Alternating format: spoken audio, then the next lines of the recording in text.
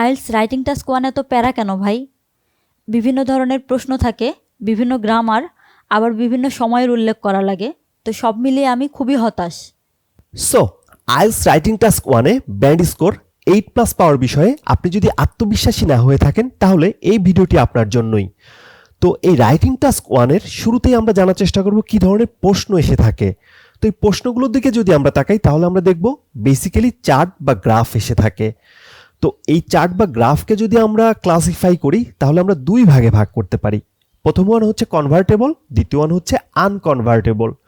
Convertible বলতে basically আমি ওই ধরনের চার্টগুলোকে বুঝিয়েছি যেগুলোতে এক্সামিনার চাইলে যে কোনো একটা ডেটা নিয়ে হয় বার চার্ট করতে পারে বা লাইন চার্ট করতে পারে বা পাই চার্ট করতে পারে বা টেবিল চার্ট করতে পারে অথবা কম্বাইন করতে পারে, যেমন বার চার্টের সাথে টেবিল চার্ট দিয়ে করতে পারে।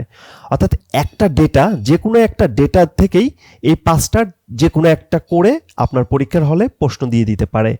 অর্থাৎ এখানে বেসিক্যালি আপনার প্রশ্ন যেমন একই ডেটা থেকেই হয়, উত্তরটার ফরম্যাটও আসলে একই রকম হয়ে থাকে। অর্থাৎ আপনি যখন উত্তর করবেন এই পাঁচটার ক্ষেত্রেই আপনার অ্যান্সারিংয়ের ফরম্যাটটা প্রায় কাছাকাছি হবে।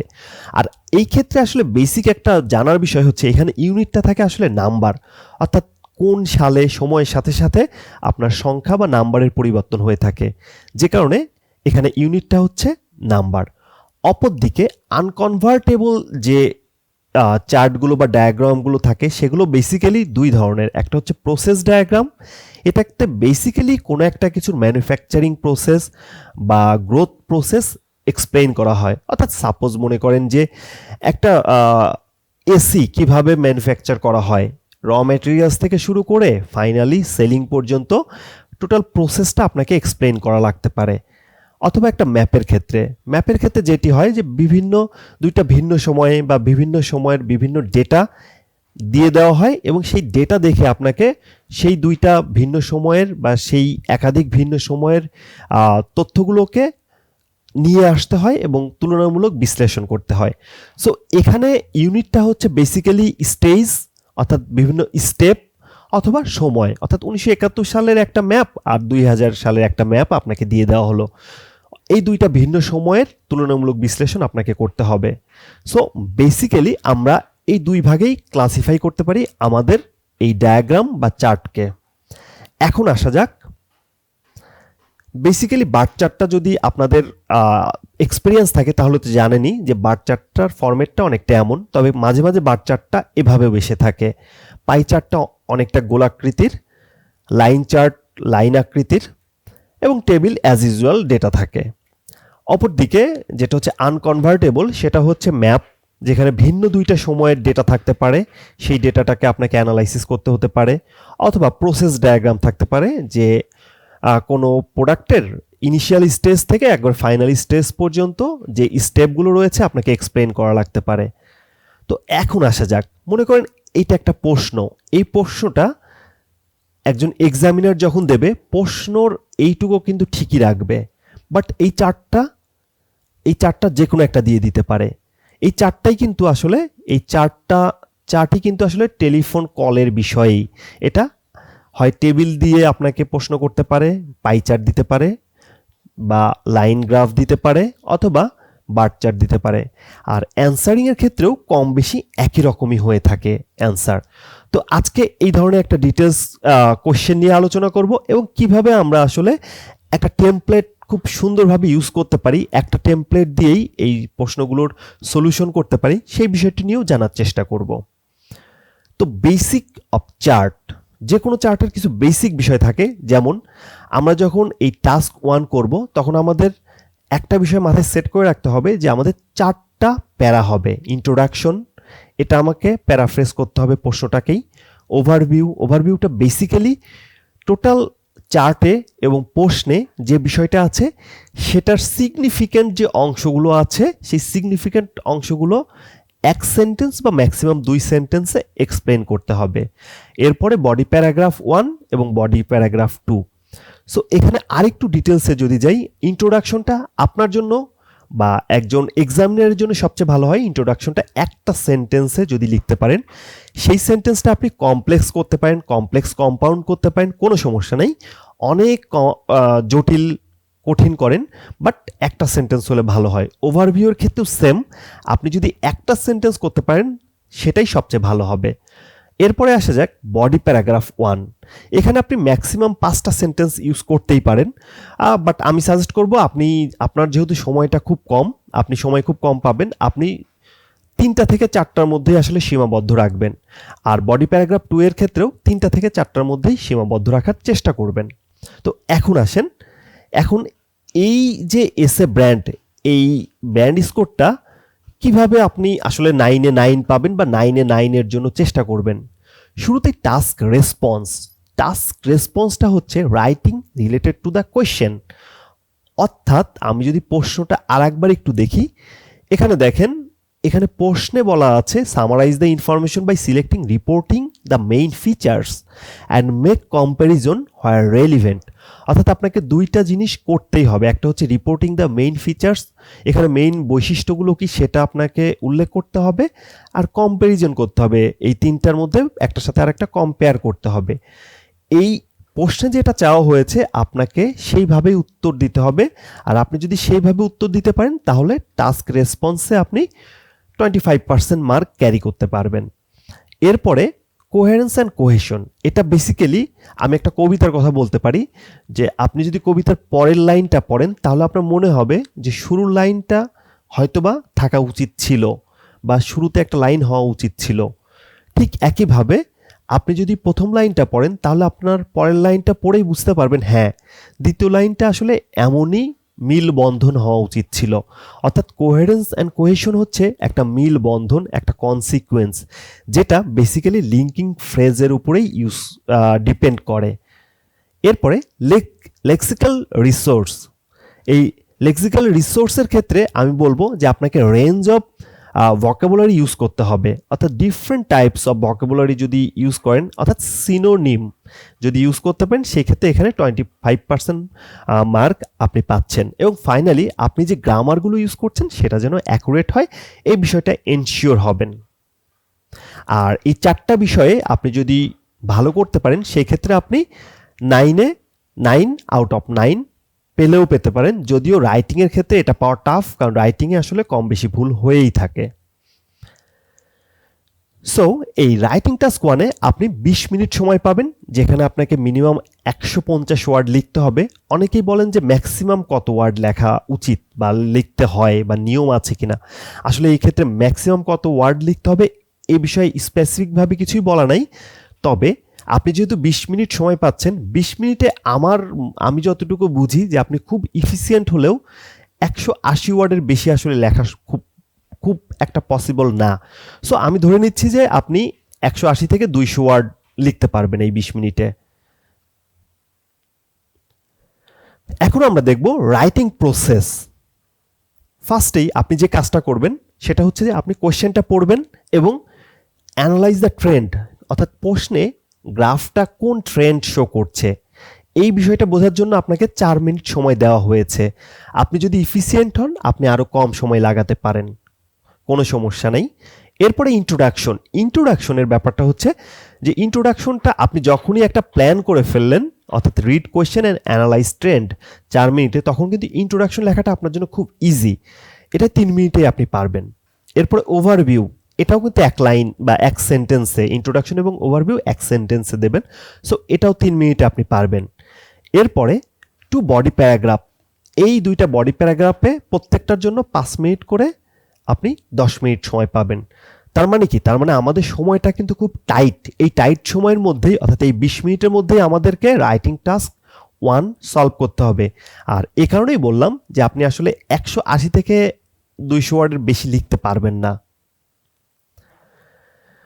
এখন আপনি কিভাবে স্টার্ট করবেন, অর্থাৎ আপনি লিখেন রাইটিং টাস্ক 1 সবাই লিখে, কিন্তু লেখার যে স্ট্র্যাটেজি, সেই স্ট্র্যাটেজিক্যালি যদি আপনি লিখতে পারেন তাহলে আপনার লেখাটা যেমন খুব সুন্দর হবে, আপনি অনেক সময় সেভ করতে পারবেন। তো শুরুতেই নোটিস দ্য কোয়েশ্চেন, আপনি কোয়েশ্চেনটাকে ফার্স্টে নোটিস করলেন, বুঝলেন। এরপরে find out the verb tense, অর্থাৎ অনেক প্রশ্নেই থাকে প্রেজেন্ট টেন্স এবং ফিউচারে ফরকাস্ট করে ডেটা দিয়ে থাকে। অর্থাৎ একই সাথে আপনাকে প্রেজেন্ট টেন্সেও লিখতে হবে এবং ফিউচার টেন্সেও, আবার কিছু কিছু জায়গাতে পাস্ট টেন্স এবং একই সাথে ফিউচার টেন্সের ডেটা থাকে, সেক্ষেত্রে আপনাকে পাস্ট টেন্সের সাথে ফিউচার টেন্স লিখতে হবে। সো এই বিষয়টা শিওর হয়ে নেবেন, অথবা আপনি যদি শুরুতেই ভিন্ন একটা টেন্সে লিখে ফেলেন সেই ক্ষেত্রে কিন্তু আর ফিরে আসার কোনো সময় পাবেন না। সো শুরুতেই আপনার ভার্বের টেন্সটা শিওর হয়ে নেন। এরপরে টাইমটা বেসিক্যালি কোন সময়কালের কথা বলছে, কোন সালগুলোর কথা বলছে এটা মার্ক করেন। কোন সাল থেকে কোন সাল, অতীতের কোন সাল থেকে কোন সাল নিয়ে বলছে, আর ফিউচারে কোন সাল থেকে কোন সাল নিয়ে বলছে, এই বিষয়টাও নোটিস করেন। এরপরে 4 নম্বরে যেটি, identify subject and unit of measurement. Subject বলতে প্রশ্নে আসলে কোন বিষয়টাকে ফোকাস করে বলা হচ্ছে এবং এর ইউনিটটা কি, অর্থাৎ কোন ইউনিটটা, এটা যখন আমি এক্সপ্লেইন করব প্র্যাকটিক্যাল উদাহরণ দিয়ে তখন আপনি আরও ভালো বুঝতে পারবেন। এবং finally mark first and last trend with significant point, অর্থাৎ শুরুতে ট্রেন্ডটা কেমন ছিল এবং শেষে ট্রেন্ডটা কেমন। এখন আসেন, এটা হচ্ছে বেসিক্যালি রাইটিং টাস্ক 1-এর টেমপ্লেট, এবং এই টেমপ্লেটটা আপনি যদি ফলো করেন আপনি 8+ পাবেন। বাট এর জন্য কিছু বিষয় আছে যে বিষয়গুলো আপনাকে শিখতে হবে। তো চলুন আমরা সেই বিষয়গুলোই শেখার চেষ্টা করি। তো এটা আমি যখন সেই টেমপ্লেট ইউজ করে রাইটিং টাস্ক 1টা প্রিপেয়ার করেছি, এটা হচ্ছে ঠিক সেই ধরনের রাইটিং টাস্ক 1। তো শুরুতেই ইন্ট্রোডাকশন। আপনি যখন রাইটিং টাস্ক 1 লিখবেন তখন আপনাকে ইন্ট্রোডাকশনটা সবসময় প্রশ্নটাকে প্যারাফ্রেজ করে লিখতে হবে। That means paraphrase the question with different fashion. যে প্রশ্নটা আছে সেই প্রশ্নটাকে একটু চেঞ্জ করেই আপনি ইন্ট্রোডাকশনটা লিখবেন। তো আমি এখানে কিছু ফ্রেজ দিয়ে দিয়েছি যেটা দিয়ে আপনি চাইলে শুরু করতে পারেন। এখানে ডায়াগ্রাম সবগুলোই দিয়েছি। ডায়াগ্রাম বলতে বেসিক্যালি চার্ট, অর্থাৎ আপনি যদি বার চার্ট আসে প্রথমে তাহলে ডায়াগ্রামের পরিবর্তে আপনি বার চার্ট লিখবেন, পাই চার্ট আসলে পাই চার্ট লিখবেন, আপনার টেবিল আসলে টেবিল লিখবেন। বাট ডায়াগ্রাম হচ্ছে কমন ফরম্যাট, অর্থাৎ সবগুলোকেই আমরা ডায়াগ্রাম বলতে পারি। এটা আমি নোটও দিয়ে দিয়েছি। Diagram means pie chart, bar chart, line graph, table আর এনিথিং, অর্থাৎ আপনার প্রশ্নে যেটাই আসুক আপনি এইভাবে শুরু করতে পারেন। দ্য বার চার্ট যদি আসে, the bar chart indicate, pie chart আসলে দ্য পাই চার্ট আউটলাইন্স, এভাবে করতে পারেন এবং প্যারাফ্রেজ আকারে আপনি ইন্ট্রোডাকশনটা লিখতে পারেন। কিভাবে লিখবেন সেটিও আমরা ডিটেলসে আলোচনা করব। এরপরে আসেন, ওভারভিউটা মোটামুটি আমরা এই পয়েন্টটাই রাখবো, এইভাবেই করব। এবং এখানে যদি 2টি সিগনিফিক্যান্ট বিষয় থাকে সেই ক্ষেত্রে ওভারঅল থেকে এই শোন টাইম পর্যন্তই শেষ। বাট এখানে যদি 3টা লাইন থাকে, যেমন মনে করেন প্রশ্ন আমরা দেখলাম, এরকম 3টা যদি লাইন থাকে বা 3টা বিষয় নিয়ে 3টা বিষয়ের ডেটা থাকে, সেই ক্ষেত্রে কিন্তু আপনার ওভারভিউটা একটু চেঞ্জ করবেন। সেই ক্ষেত্রে আপনাকে ওভারভিউটাই হোয়ারাসটুকু বাদ দিয়ে এই হোয়ারাস থেকে শুরু করতে হবে। সেটাও আমরা দেখিয়ে দেব কিভাবে শুরু করবেন, বাট ওভারভিউ এর ফরম্যাটটা এমন হবে। এরপরে বডি প্যারা 1। বডি প্যারা 1-এ শুরুতেই হচ্ছে একটা সুন্দর একটা ফ্রেজ দিয়ে শুরু করতে হয় এবং মিডিলে আপনি যতবার নতুন সেন্টেন্সে যাবেন ততবারই আপনাকে বিসাইড, হাউএভার, মোর ওভার এভাবে শুরু করলে আসলে কোহেরেন্স অ্যান্ড কোহেশনটা অনেক সুন্দরভাবে বজায় থাকে। সো এটা বুঝতে পারলেন। এরপরে বডি প্যারা 1-এ আমরা মোরলেস এই ফরম্যাটটা ইউজ করব, যেখানে আমি ডিটেলস আপনাকে সরাসরি প্র্যাকটিক্যাল যখন আমরা উদাহরণ দেই তখনই আমি বলবো। এরপরে বডি প্যারা 2-এ, বডি প্যারা 2-এও ক্ষেত্রেও সেম, আপনি বেসিক স্টার্টটা করবেন এই ফ্রেজগুলো দিয়ে এবং মাঝে আপনি যে বিষয়ে কথা বলবেন সেগুলোতে আপনি এই ওয়ার্ডগুলো ইউজ করতে পারেন কোরিলেশনটা বিল্ড আপ করার জন্য। এবং বডি প্যারা 2-এর আমাদের যে ফরম্যাটটা হবে সেই ফরম্যাটটা বেসিক্যালি অনেকটা এমনই হবে। এখন আমরা আমাদের মূল এক্সাম্পলে চলে যাই এবং এখান থেকেই আশা করি আপনাদের এই ভিডিওটা ইন্টারেস্টিং লাগা শুরু করবে। তো আমাদের প্রশ্নটা হচ্ছে এইটা, the chart below shows the total number of minutes.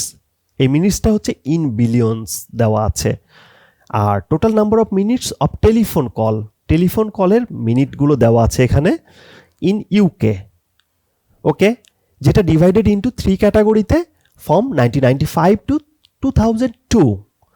So প্রশ্নটা কিন্তু অনেক বড় এবং ঘাবড়ায় যাওয়ার মতো প্রশ্ন, বাট ঘাবড়ানোর কিচ্ছু নাই, আমি ক্লিয়ার করে দিচ্ছি আপনাকে। সো আমাদের এখানে প্রশ্নের শুরুতেই জানতে চাওয়া হয়েছে মেইন ফিচার্সগুলো রিপোর্টিং করার ক্ষেত্রে রিপোর্টিং করতে বলা হয়েছে এবং কম্প্যারিজন করতে বলা হয়েছে, যেটা যেটা বেসিক্যালি টাস্ক রেসপন্স। আমার 25% মার্ক এখানে আছে। সো আমরা বুঝতে পারলাম এইটা আমাদের হচ্ছে একটা গ্রাফ। এই গ্রাফে হচ্ছে লোকাল ফিক্সড লাইন হচ্ছে এইটা হলুদ, এটা আস্তে আস্তে আস্তে আস্তে বাড়ছে, বেড়ে এখানে 99-তে 92 গিয়েছে এবং 92 বিলিয়ন থেকে আবার তারপরে থেকে কমে 2002-এ 71-এ চলে এসেছে। অপরদিকে আপনি যদি ন্যাশনাল অ্যান্ড ইন্টারন্যাশনাল ফিক্স লাইনে দেখেন, এটা কনসিস্টেন্টলি বেড়েছে, এটা কিন্তু বাড়ার পরে কমেনি, এটা কনসিস্টেন্টলি বেড়ে গিয়েছে। ওকে, স্লোলি বেড়েছে বাট বেড়েছে। এরপরে ফাইনাল ওয়ান হচ্ছে মোবাইল কলে আপনি যদি দেখেন, এটা শুরুতে অনেক কম ছিল, বাট এটা 1999 পর্যন্ত কনসিস্টেন্টলি বেড়েছে স্লোলি, এবং এরপরে এটা র্যাপিডলি বেড়েছে। সো এই তো বুঝতে পারছি। আর একটা জিনিস দেখেন, শুরুতে এই তিনটা কলিংয়ের মধ্যে, টেলিফোন কলিংয়ের মধ্যে গ্যাপ ছিল, বাট ফাইনালি শেষে 2002-এ কিন্তু এই গ্যাপগুলো কমেছে। তার মানে এই national and international fix line কাজ করেছে বেশ ভালোই, এবং মোবাইল কলও বেশ ভালো কাজ করেছে, যে কারণেই এরা র্যাপিডলি বেড়েছে। অপরদিকে লোকাল ফিক্স লাইনটা আসলে কমে গিয়েছে, তার মানে এদের ইফিসিয়েন্সিটা ফল করেছে। সো মোটামুটি আমি বুঝতে পারলাম যে আমার এই বার চার্টের ফ্যাক্টটা কী। এখন আমি কিন্তু প্রশ্নটা এক্সপ্লেন করি নাই, প্রশ্নটা এখন করব। সো এটা পরীক্ষার হলে আপনার এক্সামিনার এই 4 ভাবের যে কোনো একভাবে দিয়ে দিতে পারে। যেভাবেই দিক না কেন, আমাদের ফরম্যাট বা টেমপ্লেট কম বেশি একই রকম হবে। তো আমরা জানি, আমরা যখন কোনো একটা রাইটিং টাস্ক 1 লিখবো, তখন আমরা ফার্স্টে যে কাজটা করবো, কোয়েশ্চেনটা অ্যানালাইসিস করব, টেন্সটা দেখব, টাইমটা দেখব, অর্থাৎ কোন সময়কাল নিয়ে কথা বলছে, আইডেন্টিফাই সাবজেক্ট এবং ইউনিট অফ মেজারমেন্টটা দেখব, এবং ফার্স্ট এবং লাস্ট ট্রেন্ডটা দেখব। ওকে, তো এটার ক্ষেত্রে যদি আমরা দেখি, এখানে কোয়েশ্চেনটাতে নাম্বার অফ মিনিটস, যেটা বিলিয়নে দেওয়া আছে, টেলিফোন কল ইউকেতে, এবং 3টা ক্যাটাগরির দেওয়া আছে, যেটা 1995 থেকে 2002। এখানে আমার ভার্বের টেন্সটা হচ্ছে পাস্ট টেন্স, টাইমটা হচ্ছে 1995 থেকে 2002, এবং সাবজেক্টটা হচ্ছে বেসিক্যালি টেলিফোন কলটাই আমার এখানে সাবজেক্ট, তাই না? এখানে হচ্ছে টেলিফোন কলটা ইউজ করা হচ্ছে, অর্থাৎ যে কাজ করে সেই আসলে সাবজেক্ট। এখানে বেসিক্যালি কাজ করছে হচ্ছে টেলিফোন কলটা। সো এখানে সাবজেক্ট টেলিফোন কল, এবং ইউনিট অফ মেজারমেন্ট হচ্ছে বিলিয়ন অফ মিনিটস। সো আমাদের কিন্তু দেখেন, আমরা একটা প্রশ্নটাকে ভেঙে কিছু আলাদা আলাদা করে নিচ্ছি, এখন আমাদের জন্য বুঝতে সুবিধা হচ্ছে। আর শুরুতে আমরা দেখতে পাচ্ছি যে হিউজ গ্যাপ ছিল, সেই গ্যাপটা কমে গিয়েছে। সো এই হচ্ছে টোটাল ফ্যাক্টটা প্রশ্নের। সো আপনি যখনই প্রশ্নটা পাবেন, তখন আপনি এইভাবে প্রশ্নগুলোকে প্রশ্নের উপরেই আপনি লিখে ফেলবেন, যে tense past, time 1995 to 2002, subject telephone কলস, মিনিটস হচ্ছে আপনার ইউনিট, আর সিগনিফিকেন্ট পয়েন্টগুলো আপনি পেন্সিল দিয়ে মার্ক করে ফেলতে পারেন। তাহলে হবে কি, আপনার জন্য খুবই ইজি হবে লেখা। ওকে, এখন আসেন ইন্ট্রোডাকশন নিয়ে, যেটা আমরা বললাম যে ইন্ট্রোডাকশনের এই ফ্রেজগুলো আছে, ইউজ করতে পারেন। তো আমরা ইন্ট্রোডাকশন থেকে কিভাবে প্যারাফ্রেজ করে আমাদের ইন্ট্রোডাকশনটা লিখব, অর্থাৎ প্রশ্ন থেকে কিভাবে প্যারাফ্রেজ করে আমরা ইন্ট্রোডাকশনটা লিখব। শুরুতেই the chart below shows the, এটা আসলে আমার দরকারই নেই। আমার total number of minutes telephone call in UK divided into 3 categories from 1995 to 2002। এই লাল যে মার্ক করাটা, এটাই হচ্ছে আমার কিওয়ার্ডস। আর এই কিওয়ার্ডসগুলো বেসিক্যালি আসলে পাওয়া যায় খুব ইজি, আপনি প্র্যাকটিস করলেই পারবেন। তারপরেও যারা নতুন, তাদের জন্য একটু আমি বলে দিচ্ছি। আপনি হু দ্বারা প্রশ্ন করলে সাবজেক্ট পাবেন, টেলিফোন কল। হোয়াট দ্বারা প্রশ্ন করলে অবজেক্ট বা ইউনিট পাবেন, যে কি আসলে মেজার করছে, এটা হচ্ছে নাম্বার অফ মিনিটস বিলিয়নে। হোয়েন, কখন, সময়কালটা পাবেন। তারপর হোয়ার বলতে প্লেস পাবেন, কোথায়, ইউকেতে। হাউ, কিভাবে করছে, এটা হচ্ছে টেলিফোন কলিংয়ের মাধ্যমে করছে। এই how to find the keywords, এটা হচ্ছে ডাব্লিউএস ওয়ার্ডগুলোকে আপনি যদি প্রশ্ন করেন, দেন আপনি কিন্তু অ্যান্সারগুলো পেয়ে যাবেন বা কিওয়ার্ডগুলো পেয়ে যাবেন। যদিও এটি খুব ইজি, বাট যদি কঠিন প্রশ্ন থাকে, সেই ক্ষেত্রে আপনারা এই ফর্মুলাটা ইউজ করতে পারেন, খুবই ইফেক্টিভ। সো ইন্ট্রোডাকশনের ক্ষেত্রে আমরা প্যারাফ্রেজ করার জন্য আমরা তাহলে এই কিওয়ার্ডগুলো পেলাম, যেখানে নাম্বার অফ মিনিট ছিল শুরুতে আর লাস্টে ছিল সালটা। ওকে, আর মাঝে আমাদের এই দুইটা ছিল। তো এখন আমরা আমাদের যে ফ্রেজ ছিল ইন্ট্রোডাকশনের ফ্রেজ ছিল এই ফ্রেজটা দেখেন, it is manifest from the diagram, অর্থাৎ it is clear that from the diagram বা ফ্রম দ্য বার চার্ট, এর অর্থটা অনেকটা এরকম। তো আমরা এটা মনে করেন ইউজ করলাম, বা আমরা যে কোনোটা ইউজ করতে পারি। It is manifest from the bar chart that present, অর্থাৎ it is manifest from the bar chart, that বলতে বার চার্টটা প্রেজেন্ট করছে কি, এই যে এখানে দেখেন এই যে শোজের পরিবর্তে আমি প্রেজেন্ট দিয়েছি। এটা কোনো সিগনিফিক্যান্ট চেঞ্জ না, কিন্তু এটা খুব সিম্পল চেঞ্জ। আমি ফ্রেজটা ইউজ করলাম, তারপরে শোজের পরিবর্তে প্রেজেন্টটা দিয়ে দিলাম। কি প্রেজেন্ট করছে? Total number of minutes in billion যেহেতু ব্যাকেটে আছে আমার এটা ইউজ করার দরকার নাই। টোটাল নাম্বার অফ মিনিটস তার মানে কি, টাইম স্পেন্ড, অর্থাৎ যে সময়টা ব্যয় করা হচ্ছে, তাই না, অন দ্য, আচ্ছা এতটুকু গেল, বুঝলেন না? টোটাল নাম্বার অফ মিনিটসটাকে আমি টাইম স্পেন্ড দিয়ে শেষ করে দিলাম। এরপরে telephone call in the UK divided into 3 categories. দেখেন এখানে divided into 3 categories, telephone call in the UK, এই দুইটা কিন্তু ভিন্ন দুইটা ফ্রেজ। এটাকে আমি এইভাবে লিখলে খুব ভালো হয় না? ইট is manifest from the bar chart that present, কি প্রেজেন্ট করছে? Time spend on 3 different categories telephone call, অর্থাৎ 3টা ডিফারেন্ট ক্যাটাগরি টেলিফোন কলে যে টাইম স্পেন্ড করা হচ্ছে সেটা প্রেজেন্ট করছে। কোথায়?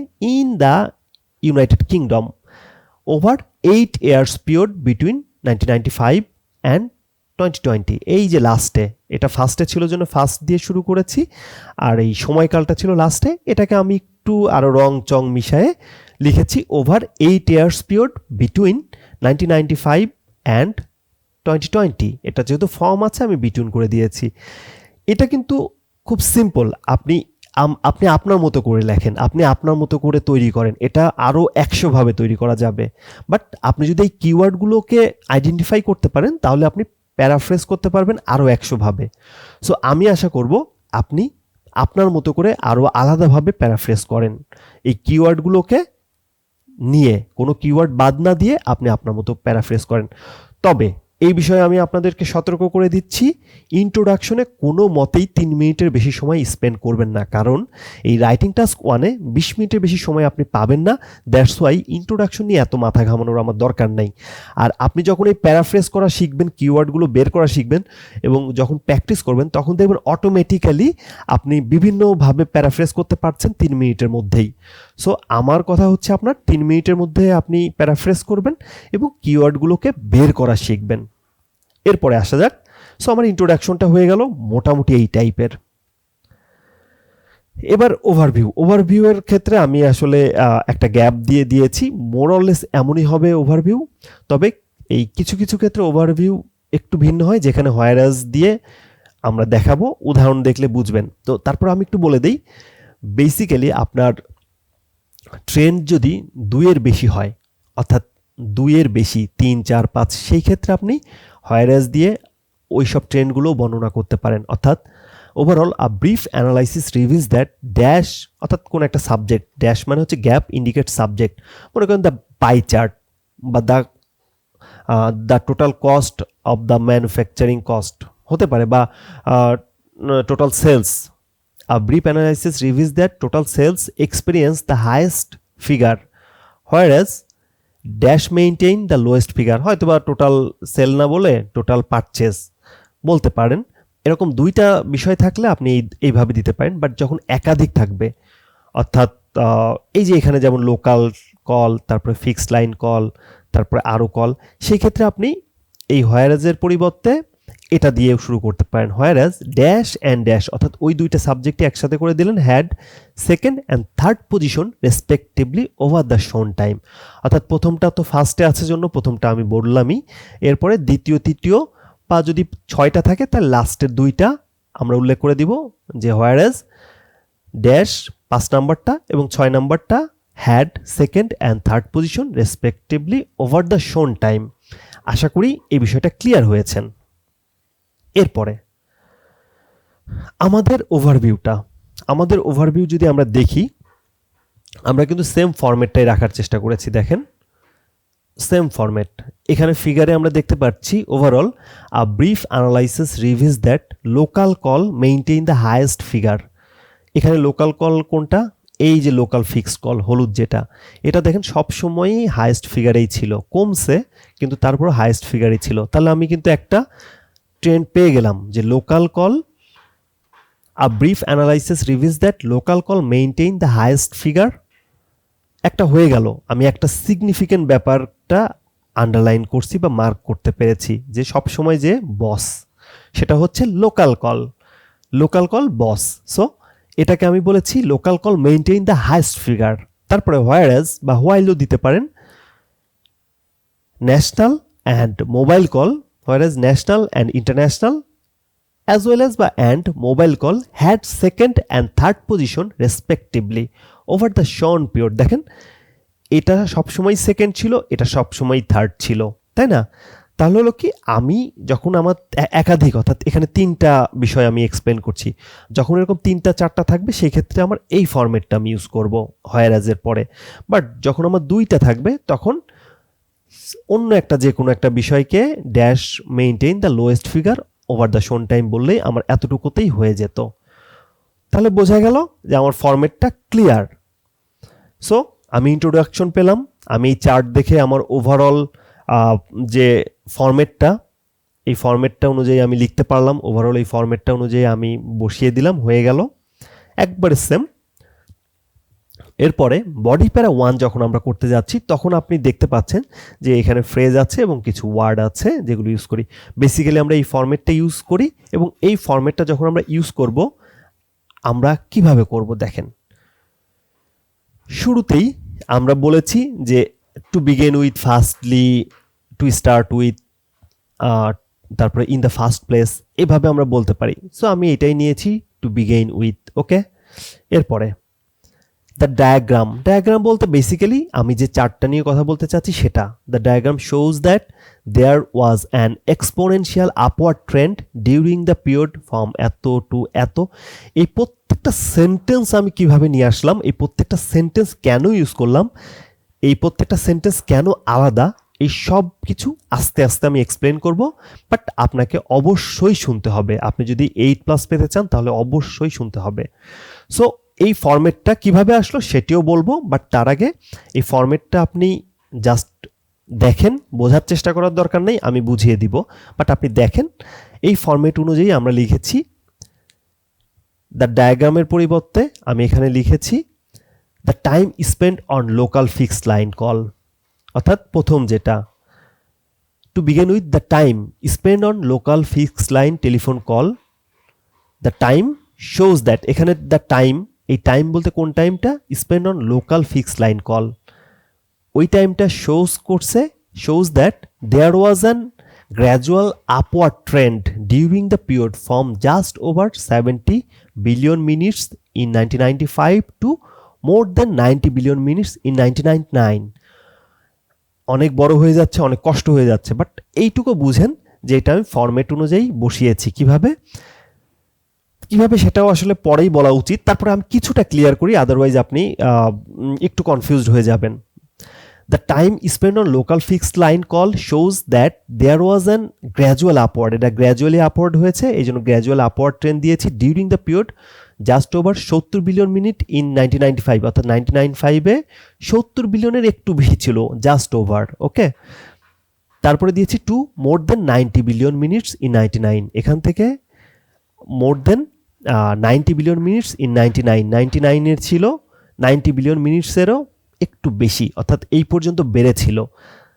তারপরে এটা কি করলো, তারপরে এটা দেখেন নেভারদিলেস, হাউএভার বা নেভারদিলেস, এটা আসলে বিপরীতার্থক কথা বলার ক্ষেত্রে ব্যবহার করা হয়। The figure dropped slightly to around 70 billion minute in 2002, অর্থাৎ 2002-এ এটা 70 বিলিয়ন মিনিটে নেমে এসেছিল, তাই না? এই বিষয়টা বলেছি এবং এরপরে আমি অ্যাডিশনালি একটা তথ্য দিয়েছি, even though local calls are most common call over the period, অর্থাৎ লোকাল কলটা আসলে সবচেয়ে কমন বা সবচেয়ে ইউজ কল ছিল। The gap among 3 calls had narrowed significantly by the end of the period, অর্থাৎ 2002-এ এই গ্যাপটা, 3টা কলের গ্যাপটা সিগনিফিকেন্টলি কমে গিয়েছিল বা ন্যারো হয়েছিল। হয় যেখানে আদার্স 2 কল ক্লাইম্বড র্যাপিডলি, যেখানে অন্য 2টা কল অর্থাৎ এই লোকাল ফিক্সড লাইন কল বাদে অন্য 2টা কল র্যাপিডলি ইনক্রিজ করেছিল। ওকে, আশা করি কিছুটা বুঝতে পেরেছেন। এটা আমি ডিটেলস বলবো। এই সেন্টেন্সটা আমি একটু বড় করে লিখেছি, এটাকে আমি খুব সুন্দরভাবে একটা বিউটিফুল সেন্টেন্স দিয়ে এভাবেও লিখতে পারতাম। এটা আপাতত জাস্ট মাথায় নিয়ে রাখেন। স্ট্রাকচারটা বা এই টেমপ্লেটটা যদি ফলো করেন, সেই ক্ষেত্রে আপনি আইএলটিএস এর রাইটিং টাস্ক 1-এ ডেফিনেটলি 8 পাবেন ইনশাল্লাহ।